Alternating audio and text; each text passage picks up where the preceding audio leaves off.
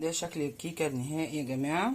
انا قطعتها وحطينا المكونات زي ما تابعوا الفيديو يا حبايبي. حطيت الشوكولاته اللي انا فشرتها عليها، قطعتها كده زي قطع الجاتو، وحطها في التلاجة بقى شويه، نسيبها في التلاجة تشرب الصوص الجميل ده مع الشوكولاته. وناكلها بعد ساعتين كده 3، هتبقى في منتهى الجمال. شكلها جميل جدا زي قطعه الجاتو. ما كلفتناش برضو حاجات جامده، حاجات طبيعيه برضو، حاجات احنا عارفينها في بيتنا عاملينها ازاي. ولايك وشير يا حبايبي عشان تشوفوا كل حاجه جديده عندي، واشوفكم دايما على خير في وصفه جديده. باي باي. بصوا يا حبايبي، انا طلعت الكيكه وقطعتها كده بقى.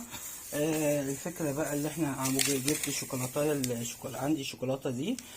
فشرتها برضو عشان نحطها مع الصوص اللي انا شلت منه شويه. وهنحط بقى الصوص كده، نغرقها بالصوص، هتبقى احلى حته جاتوه. بصوا، تبقى حاجه جميله جدا. هسويها بس كده بالشوكولاته، احلى من اي حاجه بره يا جماعه، في منتهى الجمال. وهنروح بقى ايه، حاطين بقى فرش الشوكولاته دي فوق كده، واحطها في التلاجة. بصوا، بسيطه وجميله، وبنشتريها بره بالغالي. طلعت جميله جدا. هسيبها بس تسقع بقى شويه،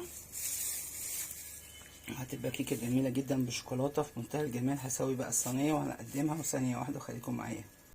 ازيكم حبايبي، اخباركم ايه؟ عاملين ايه؟ النهارده بقى هعمل لكم كيكه شوكولاته. جو ساعه يا جماعه، محتاجين حاجه كده ايه ترزينا، حاجه تدفينا كده بعد الظهر. كوبايه شاي مع حته كيكه، خرطه كيكه كده، تبقى منتهى الجمال. هنخش على المقادير على طول يا حبايبي. انا معايا 4 بيضات، هستخدم الخلاط. 4 بيضات يا حبايبي.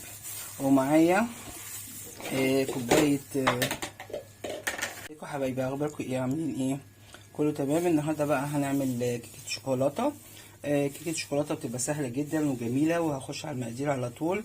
انا معايا كوبايه كاكاو، كوبايه وربع كده من الخام، وكوبايه يعني نص خام ونص كورونا. ماشي يا حبايبي. ومعايا كوبايه زيت على سمنه، وكوبايه لبن، ومعلقه خل، وكوبايه وربع المج دوت، يعني ما يعادل كوبايه وربع سكر. ماشي. ومعايا 4 بيضات. كل ده احنا هننزله على الخلاط وهنضربه كله مع بعضه. انا حطيت البيض مع الفانيليا طبعا، وهنحط اللبن، واخدين بالكم، وهضربه شويه كده، وهننزل بالسكر ثانيه واحده. خليكم معايا حبايبي. انا ضربته كويس قوي اللبن مع البيض مع السمنه. انا هنزل بالكاكاو كده شويه هنا، حبه حبه كده يا جماعه، وهرجع اضرب تاني وثانيه واحده.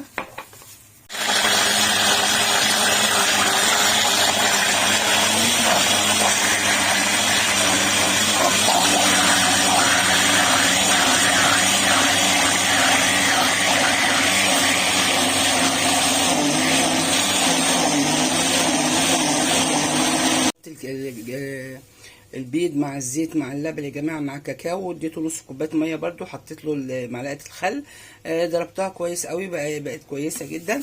هنخش على الدقيق. انا معايا 3 كوبايات من الدقيق، هننخلهم طبعا.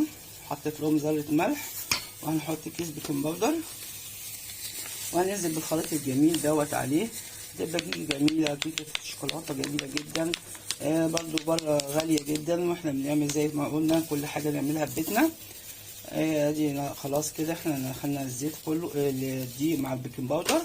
هقلب بس الحاجات الحلوه دي مع بعض ثانيه واحده، وهننزل عليهم بالخليط الحلو قوي ده.